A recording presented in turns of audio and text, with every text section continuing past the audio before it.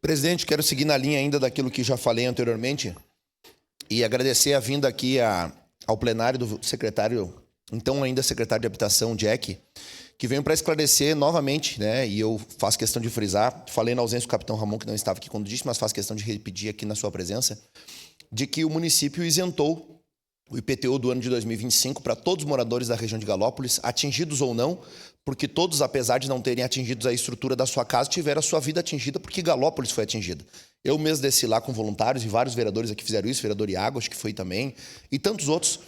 E também está encaminhado nesta casa, dentro da LDO, a isenção para o IPTU de 2026, de todos os moradores de Galópolis e também da área urbana do distrito de Vila Cristina. Dito isso, o secretário Jack me passou aqui agora sobre a questão, presidente, das casas, das indenizações para 5 famílias que foram cadastradas via Secretaria de Habitação, que é quem tem a responsabilidade de fazer o cadastro e encaminhar à Caixa Econômica Federal.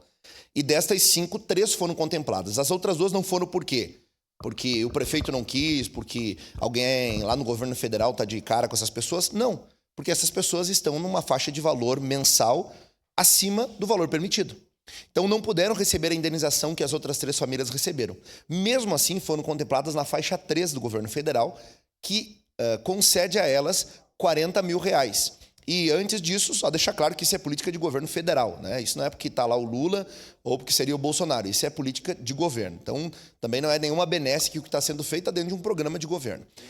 R$40 mil foram entregues para essas pessoas. E, além disso, o secretário me passou que também essas 2 famílias aqui está se estudando a viabilidade técnica e legal para conceder uma casa a essas pessoas com base no programa do governo estadual, que o nome do programa é A Casa é Sua, Calamidades, do governo do estado do Rio Grande do Sul. Então, para deixar frisado aqui, de que existe boa vontade do governo municipal, foi encaminhado os dados dessas pessoas, elas não foram contempladas por razão da faixa econômica, que não se enquadraram por ter um valor mensal superior àquilo que estipula o programa, e mesmo assim vão ser contempladas. Da mesma forma que o IPTU foi isentado aos moradores em 2025 e o projeto que vem para esta casa, se aprovado, também isentará no ano de 2026. E se alguém está tendo alguma dificuldade com relação a essa questão do IPTU, procure o secretário Micael, lá da Receita Municipal, e se alguém está tendo dificuldade com relação à habitação e à moradia, procure ainda então o secretário Jack e depois o próximo secretário que assumir esta pasta. Era isso, presidente, só restabelecendo a verdade. Muito obrigado.